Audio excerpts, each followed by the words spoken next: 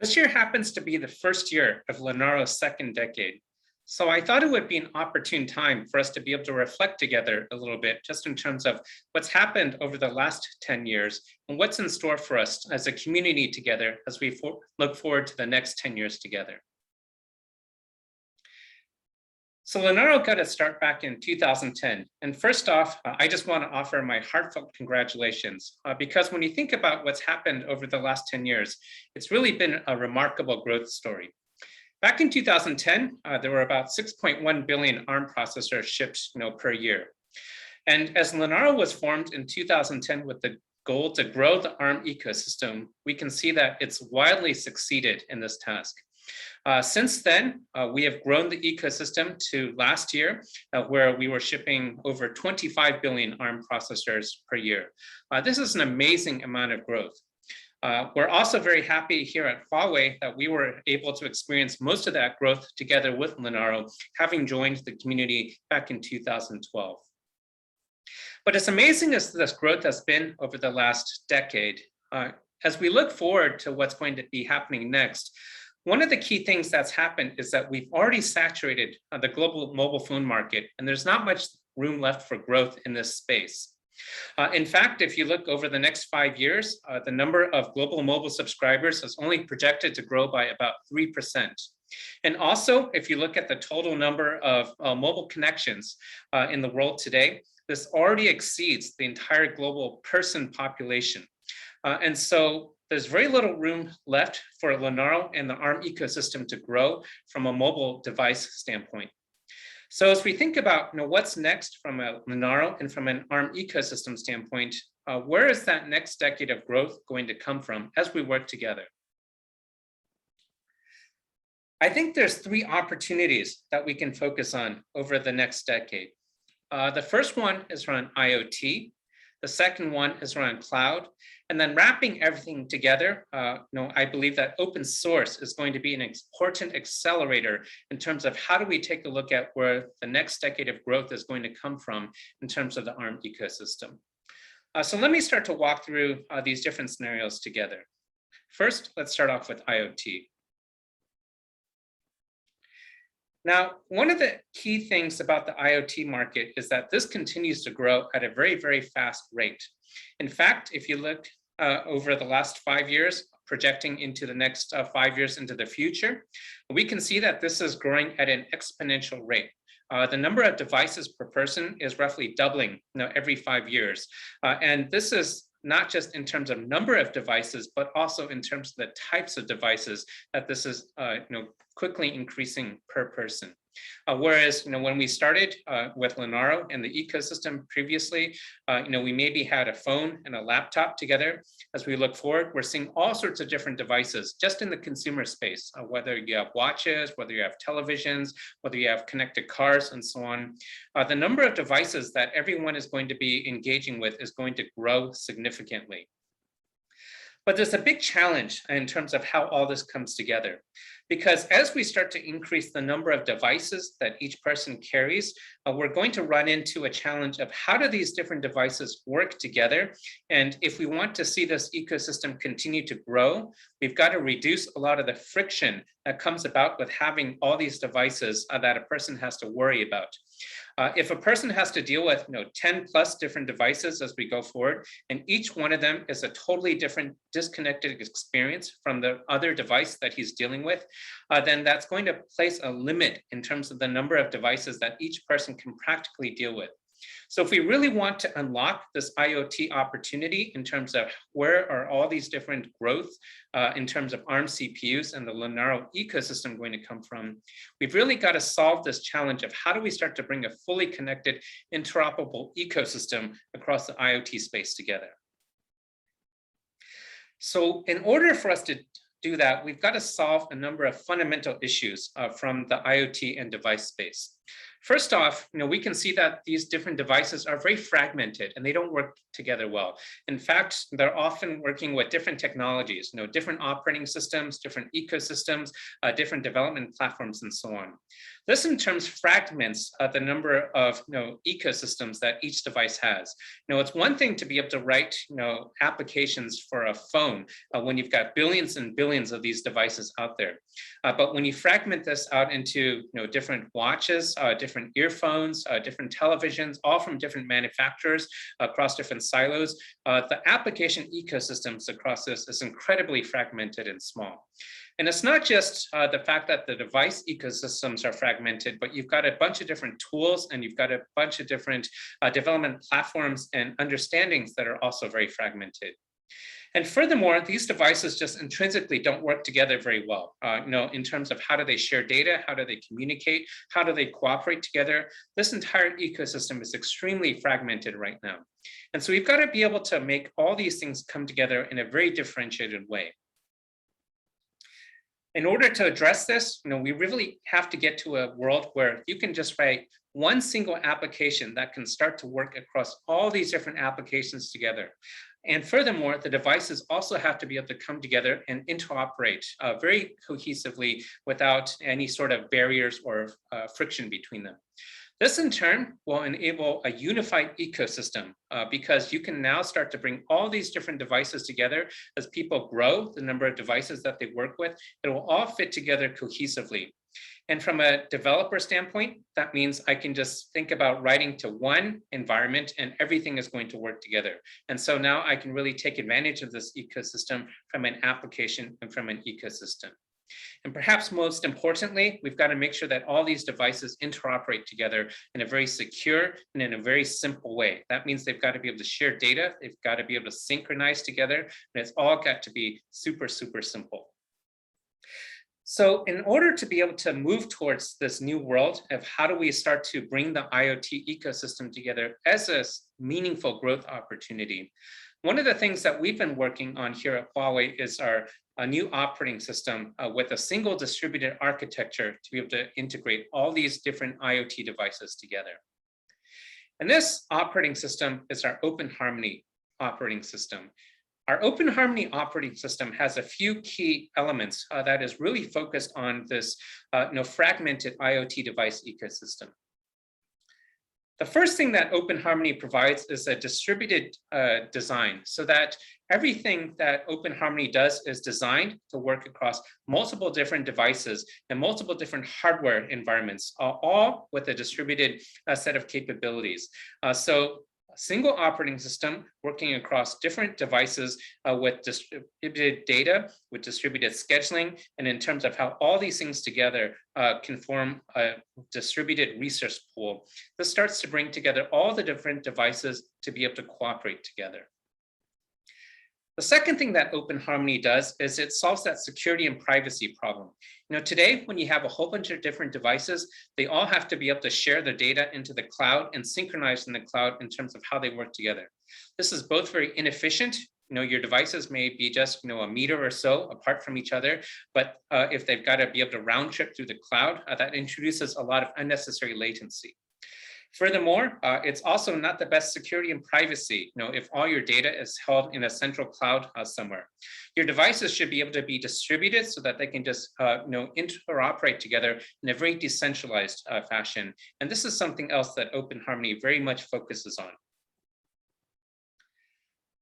Another thing that OPENHARMONY enables is for application developers to be able to write once against a wide range of devices. Again, because OPENHARMONY is a distributed operating system that works simultaneously across multiple different devices at once, an application developer can write once against this operating system and have it work across a wide range of different devices altogether. This unifies the ecosystem that developers target, and it makes it much simpler because all they have to do is write their application once against this operating system, but they have access to a wide range of different devices. And OPENHARMONY, from a development standpoint, will handle underneath, how do you work with the different device features? How do you work with the different operating system kernels, as well as all the different capabilities of the different devices? And now this is great for users because then it gives them a unified user experience in terms of how do I have a cohesive scenario in terms of all my devices working together. If I have to deal with 10 different devices and 10 different scenarios, that's very complicated. On the other hand, if I'm dealing with a unified scenario that happens to work across a number of different devices, that's a much better experience for me. Let me illustrate this from a smart home standpoint. So as we start to build out all these different devices in our home, we may have different devices such as smart locks, our phones, smart cameras, smart speakers, internet connectivity, and so on. And all these things are very fragmented in today's ecosystem, and it's very challenging for people to be able to bring these together. So what we want to do is we want to be able to unify all these things together, taking advantage of our OpenHarmony operating system. In order to do this, OpenHarmony, as a distributed operating system, can just select one of these devices to be able to serve as a coordinator. And this coordinator will then essentially work across all these different devices to bring them together without having to bring everything together from a cloud standpoint. And the coordinator is also going to be intelligent because it understands the capabilities of all the different devices that it's working with.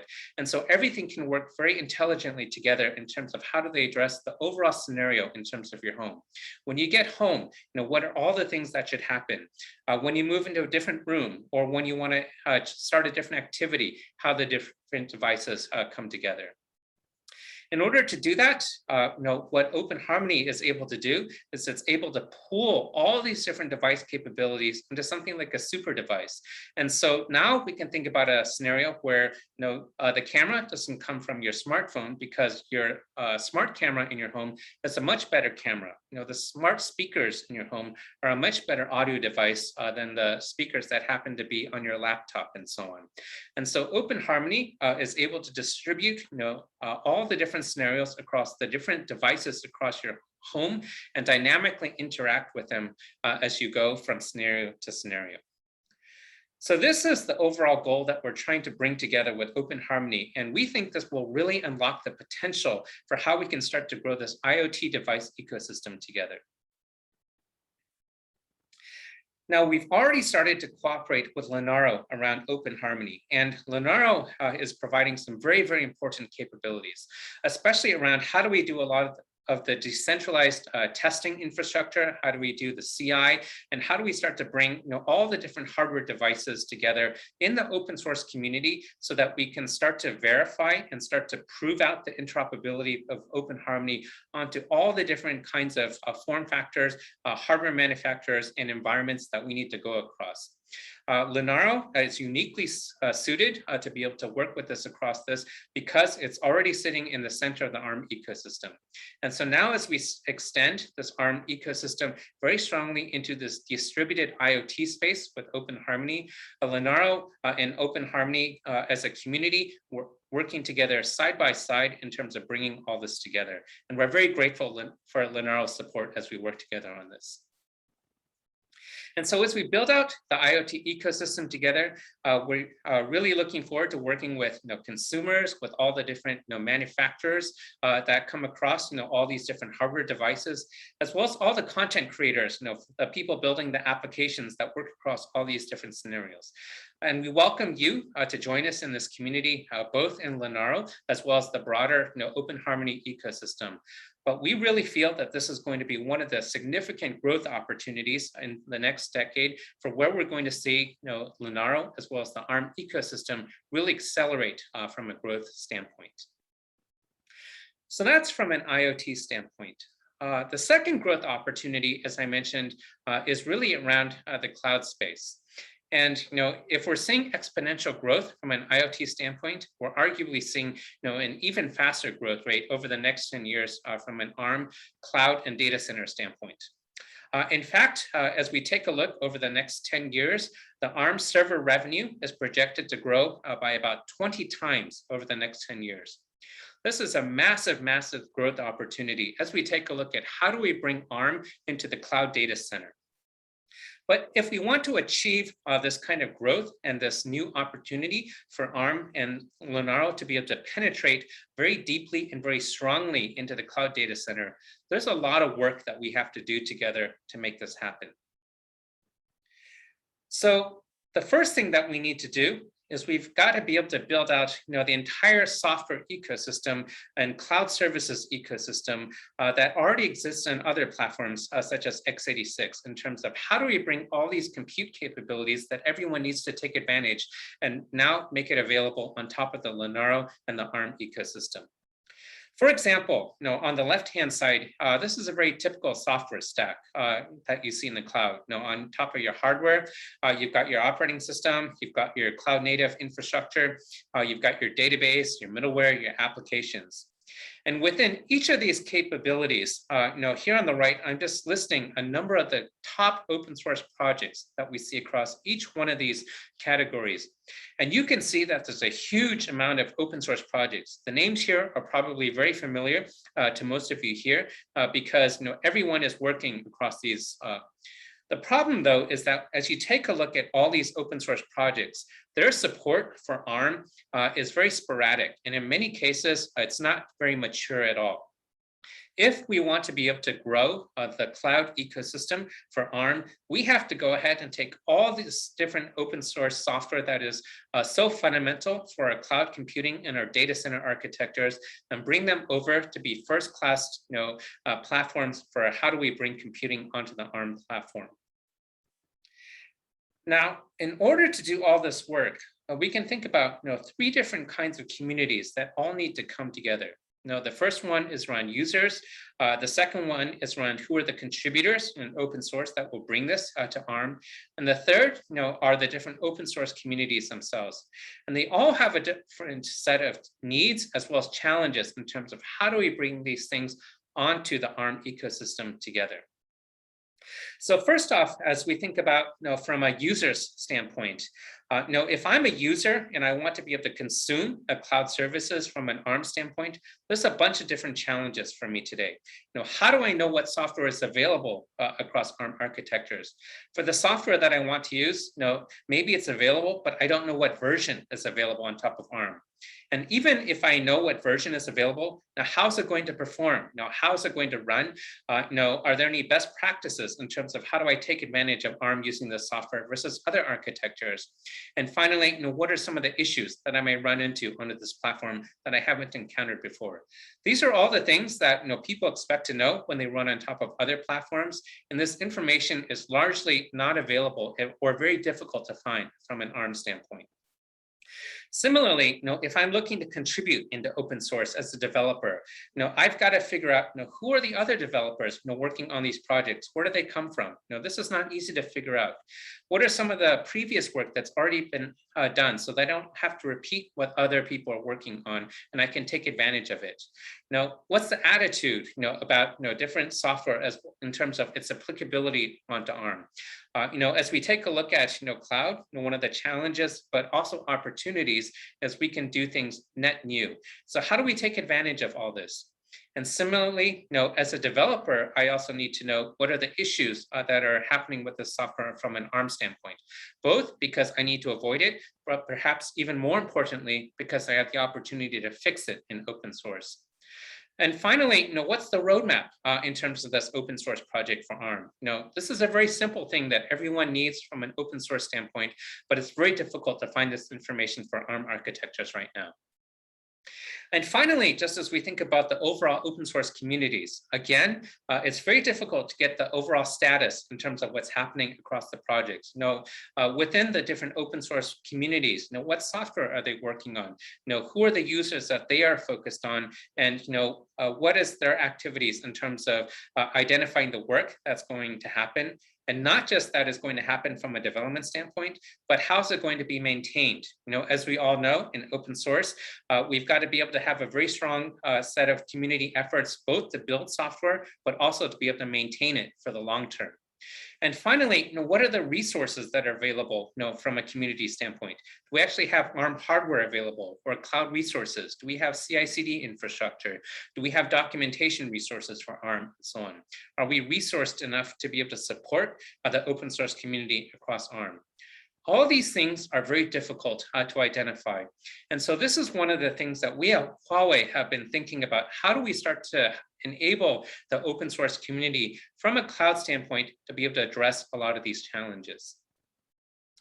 So with that, I'm very happy to announce today that we are contributing to Linaro a new ARM ecosystem landscape project.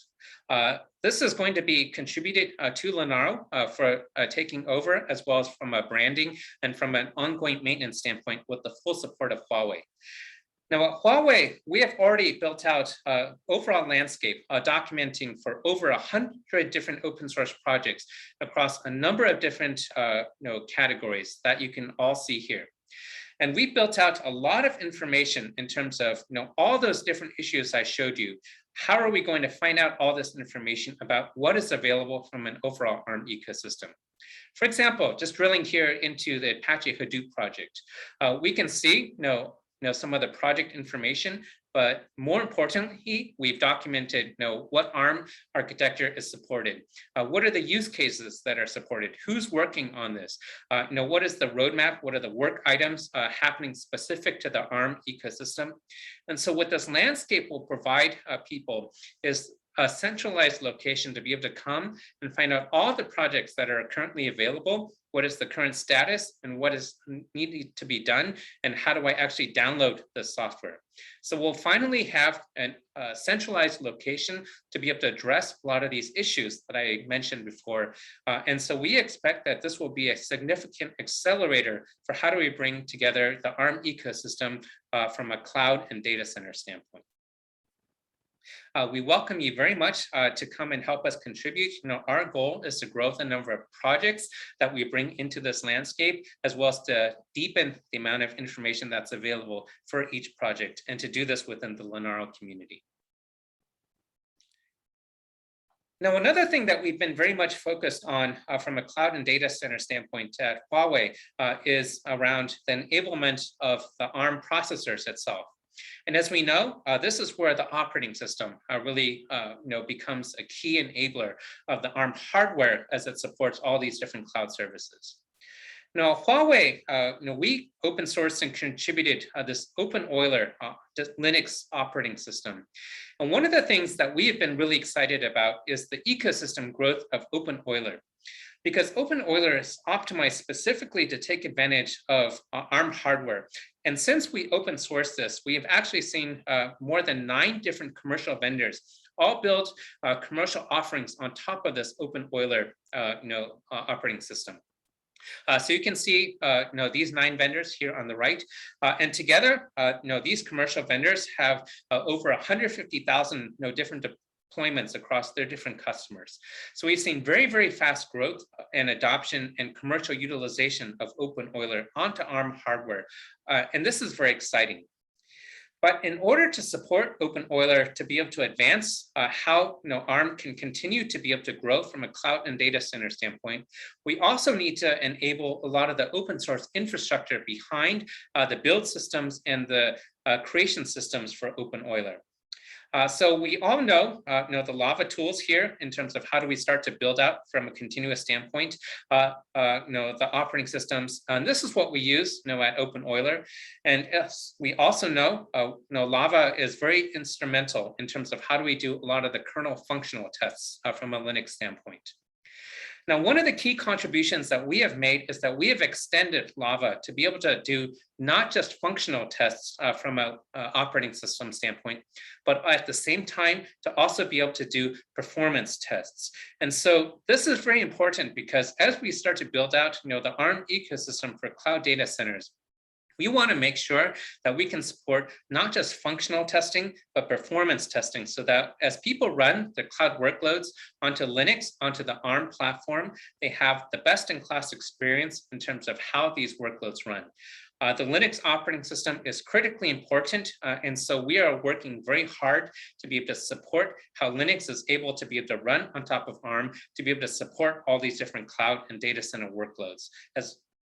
And so we're very happy, just to be able to support the overall cloud and data center work, especially using open source, both with enablement, from a Linux standpoint, but also with enablement of our landscape work to be able to promote the overall open source ecosystem and how it comes onto the ARM platform. And so this is where we really see the next decade of opportunity together. We've had a lot of success with Linaro over the last 10 years in terms of how we've been able to grow the ARM ecosystem and really turn that into the predominant platform for mobile devices. And this has been a phenomenal growth opportunity that we've been able to take advantage of. And now, as we enter and are starting the second decade of the ARM ecosystem with Linaro together, we really believe that the best is still yet to come. And so taking advantage of the cloud ecosystem, as well as the IoT ecosystem, on top of the strong growth we've already had with mobile, we really feel that the best is yet to come, and there's tremendous work that we all have to do together. And tying all this together will be the open source community, because as we showed, from an IoT standpoint with OPENHARMONY and an open source distributed operating system to bring a unified user experience, this is going to be so critical in terms of how do we bring these devices together and make sure that we have that growth opportunity from an IoT standpoint. We all know that in the cloud and data center space, open source is already the predominant way that people build cloud native applications and architectures. So we've got to make sure that we bring all that to the ARM platform and work together with the Linaro community to make that happen. We've contributed now our ARM ecosystem landscape, as well as made continuous improvements onto our OPENEULER Linux operating system, all to make sure that cloud continues to grow from an ARM ecosystem standpoint. And so tying all these things together in open source, working together with the open source community here at Linaro, but also more broadly, this is going to be critical for how we start to bring the next decade of growth together. We're very excited here at Huawei. We're very excited to be able to work with all of you. And so thank you very much. We look forward to seeing you in the community and to be able to work together as we experience this next very exciting time together here in the Linaro community. Thank you very much.